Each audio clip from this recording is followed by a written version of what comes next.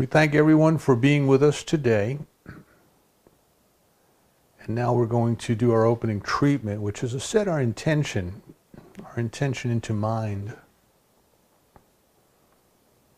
What is it that we wish to have as a result of spending this time together? Letting these ideas work on our consciousness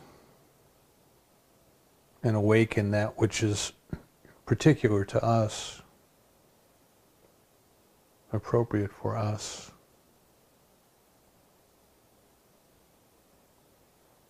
So today,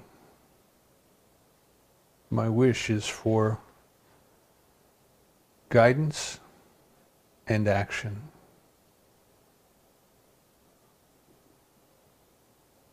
There is one life, and that life we call God, we call nature, we call love, we call spirit.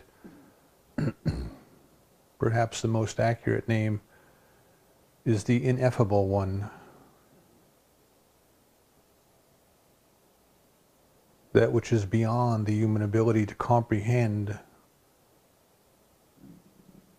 That which, as ancient scripture tells us, is beyond thoughts, but from which thoughts come, beyond words, but that which from which words come.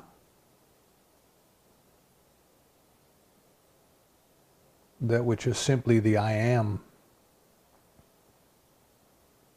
the isness, the suchness. Perhaps the closest we can come in describing it is omniscience, omnipotence, omnipresence. And yet those words are only inadequate descriptors. They are not the thing itself. They're simply the way that we believe the thing expresses itself.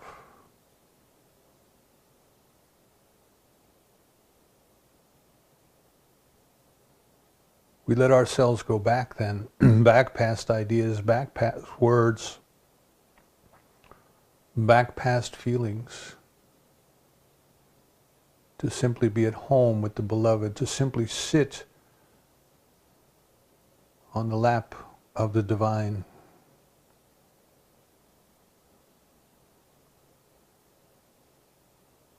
We recognize, since it knows all things, omniscience, and since its presence is everywhere,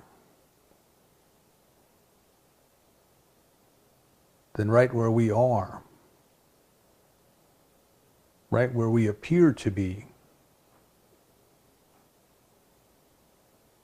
there is the wisdom that knows exactly what to do in us, as us, and through us.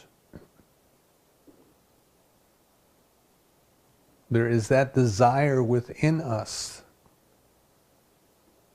that the divine has placed within us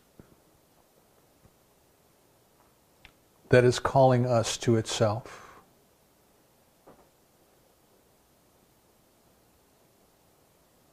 The divine discontent, as Emerson calls it. The uneasiness, the knowing that there is something better than what we're currently experiencing.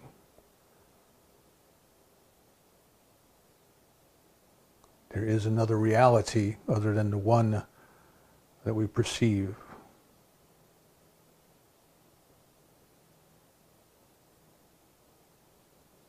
We recognize that the nature of the divine is activity, is action. Everything in God's world is in motion.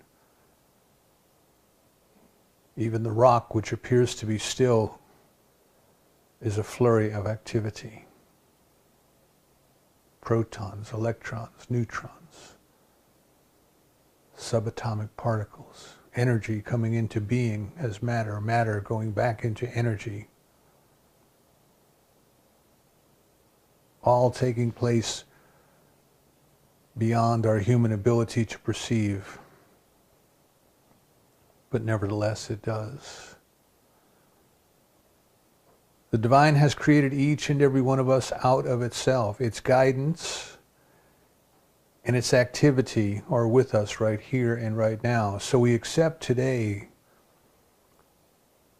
that the desire to know the divine more completely, the desire to be and to experience a different reality, is now awakened within us to a passion. As a moth must fly to the flame, our souls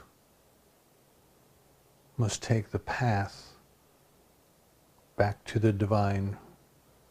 We accept the perfect action in our lives, whatever that may be for us, to not only discover our path, but to practice and to walk our path.